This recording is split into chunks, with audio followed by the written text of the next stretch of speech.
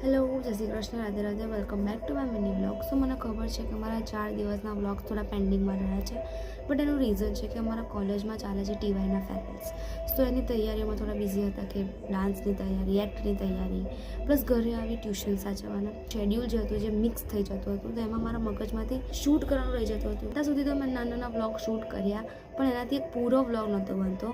સો મેં શું કર્યું છે કે એ જેટલા બી વ્લોગ્સ છે એને મેં એકમાં કન્વર્ટ કરી દીધો છે અને એનો એક વ્લોગ બનાવી દીધો છે. તો ચલો જોઈએ. સવારમાં ઉઠી, ચા બનાવી, પહોંચી ગયા ક્લાસીસ પતાવી કોલેજ પહોંચ્યા. ત્યાં થોડો ડાન્સની પ્રેક્ટિસ કરી. ડાન્સ પતી ગયો પછી થોડી સ્પીચ લખી. સ્પીચ પણ લખતા બી મને મસ્તી સૂઝતી હતી, તો મસ્તી કરતા હતા. સ્પીચ લખાઈ ગઈ પછી થોડી એની પ્રેક્ટિસ કરી કે કોણ કેવી રીતે શું બોલશે. કોલેજથી પછી ટ્યુશન ગઈ. ત્યાં સ્ટુડન્ટનો બર્થડે હતો તો એને આપી ચોકલેટ. ઘરે આવી મંદિરે જવા હું ને મારી બેન નીકળી ગયા.